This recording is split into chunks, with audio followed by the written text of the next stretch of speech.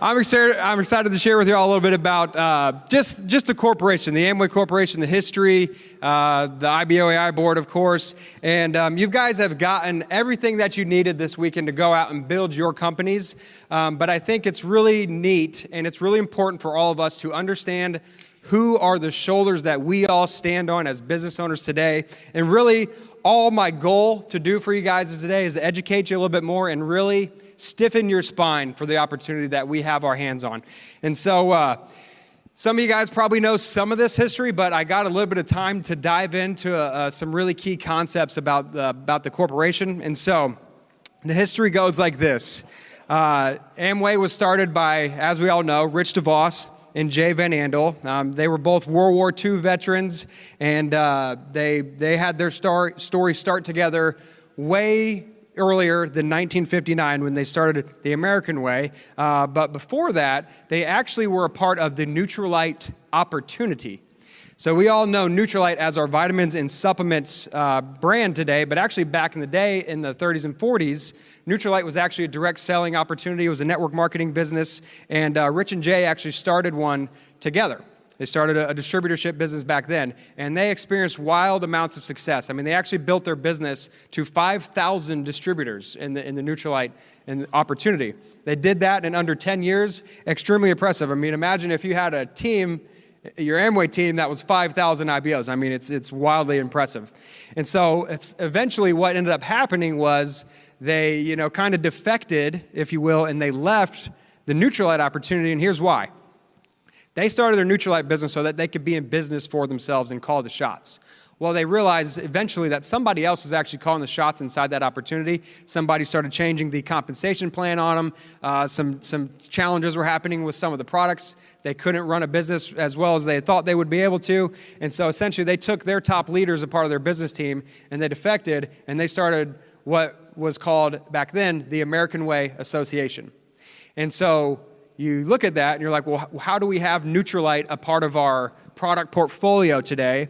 Well, I'll fast forward in the story a little bit. In the early 70s, Amway was so big, and they looked at it and they said, something's missing. We need our vitamins and our supplements back. And Rich and Jay actually went and bought Nutrilite, and they acquired them a part of the American Way, the Amway Association. They started the American Way Association, as I said. There was three main families, and you heard John Crow talk a little bit about this last night with Charlie Marsh. Well, upline from them, there's the three founding families, the Hansons, the Victors, and the Dutts. And so it was the people first. It was the board and the association of people first, and then the company second. And that's the level of priority that they treat everybody with as well. And so Amway, I mean, it started with one product. Anybody know what the first product was? Frisk, that's right. And so it was a cleaning product, and it was the American Way, and then they expanded rather quickly into Canada and other international markets. And I heard, this is hearsay, but I heard there was a Canadian man who went on record saying, I just don't know about the American Way, and so they changed it to Amway. And so anyway, that's my best Canadian accent for you, Jake. So anyway, here's the coolest part of this early origin story. All of those founding families that I just talked about, they actually denied any year-end bonuses in the name of they wanted Rich and Jay to be able to reinvest that money back into the corporation so that they could grow it and so that their children and the generations, I mean, you see multiple examples of generational businesses in this room to be able to grow and scale their companies long-term as well. And so, today we have all these Founders Platinum bonuses that they're talking about. None of that stuff actually existed back in the day. In other words, they basically neglected any type of raises, if you will, so that they could reinvest that money back in the corporation. And I think it's good, especially in today's context, because a lot of people, are on social media and Instagram, they're like, I want generational wealth, I want generational wealth. Well, first and foremost, you got to have the guts to go and build your first generational wealth, let alone anything that's coming on behind you. But these guys actually felt that way, and they actually moved that way as well. And again, the shoulders we stand on, guys, it's really good. And so as they were building the corporation, they all agreed that they had to have 5 main principles in place when they were building it. And so the first one, and for my detail-oriented people out there, these are maybe some notes that you could take. The first principle that they wanted to follow was that the opportunity had to be universal, which meant anybody could sign up. It didn't matter what your background was, what your religion was, what your race. It didn't matter your socioeconomic background. They wanted everybody to be able to build a business because they had built a couple businesses before that all failed. And so they understood the challenge and they wanted to build an opportunity that was universal for everybody. Number two, they wanted the revenue to repeat. And so that's why we don't have access to or sell sexy products like jewelry or real estate or fancy cars. We sell things like soap and body wash and laundry detergent. Here's why. Because it's repeatable business. From a revenue standpoint, it's recurring revenue, right? But also they knew back then that this is a relationship business. And so when they had the distributor businesses getting formed up, that meant if people had to recurringly, ongoingly buy these types of products, you got around your customers more often, so you had better relationships. You got around your team more often with the product pickup that they talked about, so you had better relationships with your team. And so I think that's pretty genius because not only from the revenue and the financial standpoint, but also from the relationship standpoint, the second point being that it repeats. Number three, it had to be unlimited, which meant there's no territories for you to build your business in. There's no quotas. There's no limit to how many platinums you could break in width. No limit to how many platinums you could break in depth. The compensation plan needed to be unlimited. And I already mentioned that they want it to be unlimited as far as generationally as well so that you could pass it on. In fact, the Victor family, who I mentioned as one of the founding families, they're now 4 generations deep in platinums and above in their family. And so again, they want it to be unlimited in that way as well. Number 4, it couldn't be based upon the economy. And so that's why, again, we sell soap and things of that nature, because if the economy's good or bad, I'm still going to brush my teeth. I'm still going to take a shower. Your customers are still going to do all these types of things, right? And so it couldn't be based upon the economy. The world we live in today, everybody can go any which way in direction to make an extra stream of income. There was once upon a time I was building my business. A lot of people were talking about real estate, real estate, real estate.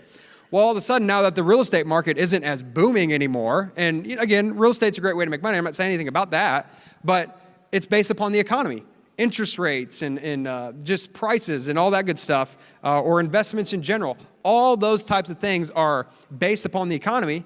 It's not bad, but that's just one of the principles that Rich and Jay in the association had to build it around. It wasn't based on the economy. Number 5, it was all based on free enterprise, baby. Free Enterprise Day. That's what you guys are here this weekend learning about, right? Did anybody learn a bunch about free enterprise in a capitalistic system this weekend? If you look at the historical context of when the American Way Association and when Amway was being formed up, what was happening in 1959? The Cold War, right?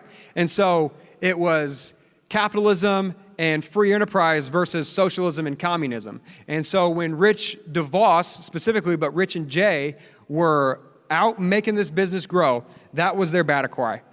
They wanted a business that sold America, the capitalistic free enterprise system that we all are able to stand on today.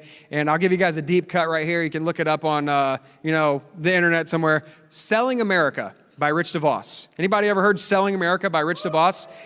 Go and listen to that, and you will understand the DNA of why this business is the way it is. And so that was the 5 principles. I'll repeat them for you. Number 1 had to be universal.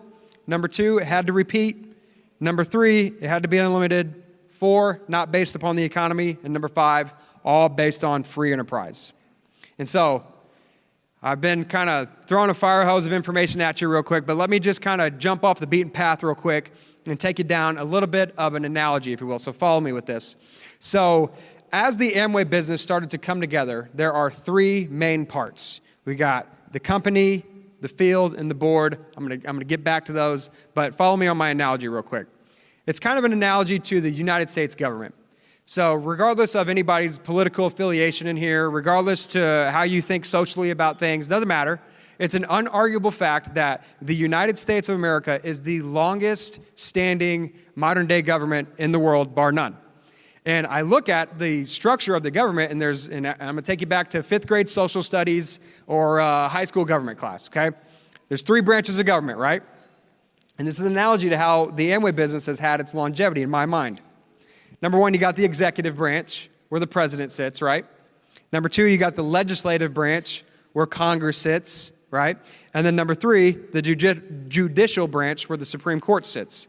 And so why do they have it shared 3 different branches of government? It's so that if we get a bad leader or whatever, that one leader doesn't have too much power to be able to crash the whole system. It's shared power between those 3 branches and all the seats that are within those branches as well. And so I look at how the corporation in our business model is set up as well. We have 3 parts that are kind of an analogy in that same type of way so that it's split power, if you will, right? So the first side, obviously you've got the company. You got the Amway Corporation, which is incredible. Multi-billion-dollar corporation, been running over $1 billion of revenue since the 80s. And I mean, my gosh, the logistics, the products, the research and development, the infrastructure that they have built so that we as business owners, they take all that heavy lifting off of our plate so that we can focus on adding value to people and simply growing our company. We got the company as number 1. Second part is the field, right? You got all of us as IBOs. We're out there in the living rooms and dens and making this thing happen, right? You're in the Barnes and Nobles like I talked about last night, the gym, like wherever you go, right? We're in the field, which is obviously the IBOs. And then the third part, which is the real special part, and it actually started with this one, third part is the IBO AI board. And so what the IBO AI board is, it is a group of essentially elected officials, all of the platinums. We get a ballot sent to us biannually, and we get to vote for our board members. The board members have to be qualified diamonds and above. I mean, obviously you got the Coleys, they serve on the board, the DeSalts, they serve on the board. I mean, give a round of applause to your leaders for serving on that board, because what the board does, it's basically the part that's in the middle. It's between the corporation and it's between the field, which is us, and they advocate for us. Essentially, if the company wants to make any type of change that will materially affect us as business owners in the field, it has to go through the board first. The board negotiates on our behalf. The board protects on our behalf, because Amway is really good at running numbers and data, but they just don't understand as well as we do the interpersonal connection of it, right? And so they might look at data and say, hey, this is going to be a really good idea, but our board says, no.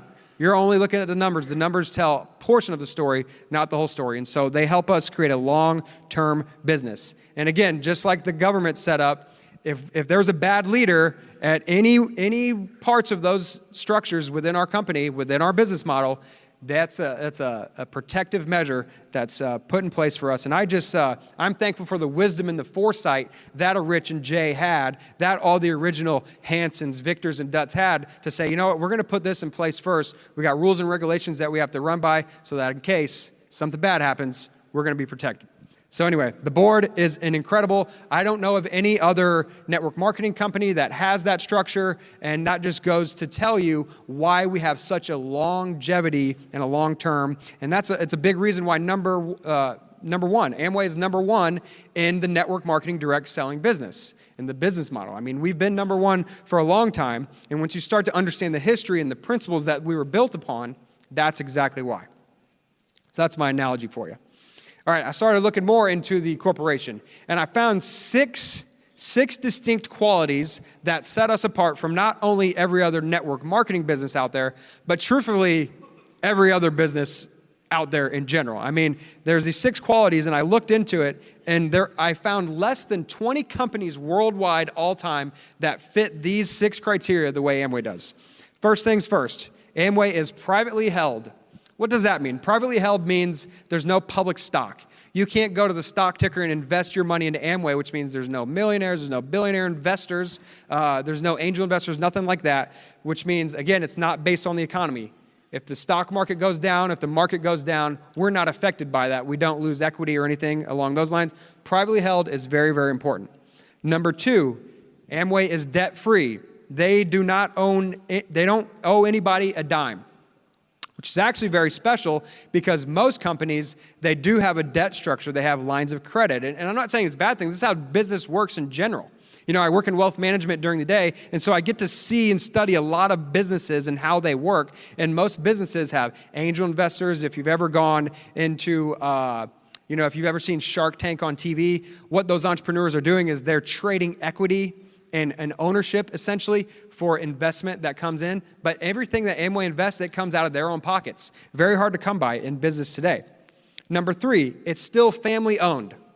This is really special. I don't know if anybody out there has ever worked for a family-owned company, but what family-owned companies do better than most is they put people first. And once you go up to the corporation and you see how the DeVos family, how the Van Andel family moves in the culture that has not only permeated throughout the business, but Grand Rapids, Michigan in general, it's actually quite impressive. And so this is a really cool part about the family-owned side. There's a gentleman who works for Amway. He's an employee. His name is Travis. He used to be in Leadership Growth Solutions. I had a conversation with him a couple years back, and I asked him, I said, hey, Travis, you work at the corporation. Do you ever get a chance to get around Doug DeVos or anybody like that? He goes, no, I never get a chance to get around Doug and those guys, but I get around his kids a lot. I'm like, really? What does that look like? He goes, well, it's a pretty cool structure because in the Amway business, there's a team, and this is on the company side, there is a team to where their whole reason for being is that they are going to develop the 3rd generation of kids that are going to come up and own the business someday.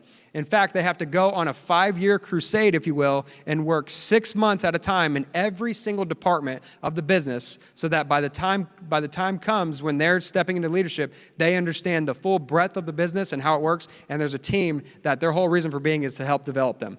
He went on to say, he said, the 1st generation in business builds it, the 2nd generation sustains it, and the 3rd generation usually squanders it. But they have fail-safes in place so that doesn't happen. Again, long-term, been around for 60-plus years. They do billions of dollars of revenue. And number 6, they have a global outreach. Again, there's less than 20 companies worldwide who fit all those categories in one. You want to talk about the headquarters. We just got back from the Grand Rapids and Ada, Michigan headquarters. I mean, my gosh, some of the most impressive, large-scale, state-of-the-art, modern facilities I've ever seen in my life. Just the size of it. The size as a whole in Ada is 400 acres large. So I looked that up. I didn't know what that meant. That's over 300 football fields large. I look at the company I work for. They have a shared office space in Dallas, Texas. Not even close. Just the floor space in the manufacturing facilities and the offices is over 3.5 million square feet. So I was like, how many football fields is that? That's 61 football fields worth of floor space. It's so large, it has its own zip code. It's so large, it has its own fire department. Does the company you work for have its own fire department, its own zip code? I doubt it. There's over 80 buildings on the Ada campus alone. Just the global headquarters, not all the other satellite facilities that they have around the country and around the globe. Over 80 buildings. They have 750 patents.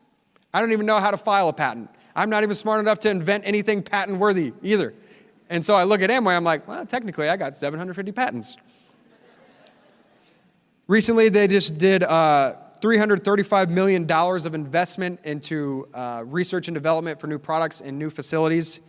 Here's the thing. My company essentially just invested $335 million on my behalf. Did I take a pay cut for that? No.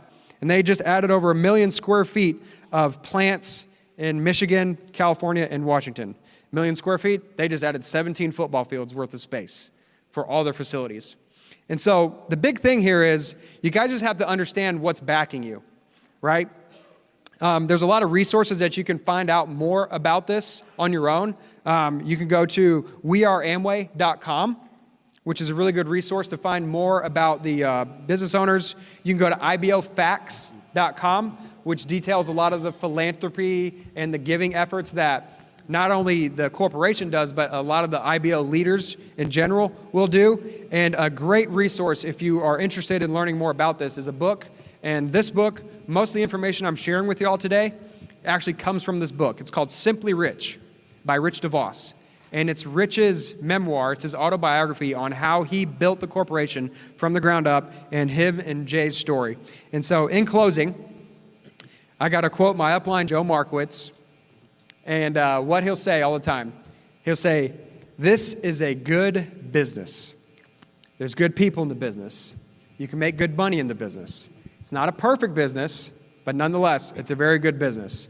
And so one favor I got to close in asking you guys, you've had an incredible weekend this weekend. Would you agree? I would be naive And the leaders would agree with me. I would be naive to say everybody in this room is going to make it big. And so the only favor I have to ask, if by choice, which it is your choice, by the way, if by choice you don't stick around long term, do me a favor and don't be that person who posts on a blog, who posts on social media and say, you know what, Amway doesn't work and blah, blah, blah, because in reality, us and the leaders in the Amway Corporation gives all the resources that you need, takes so much off your plate for you to be able to go and succeed. Just take responsibility and say, you know what, I was not willing to do what it took. I was not willing to put my fears and skepticisms aside and say, you know what, I just wasn't willing to do what it took. And so if later down the line you see somebody else getting involved with the Amway business, don't be that person to say, hey man, be careful, that doesn't work.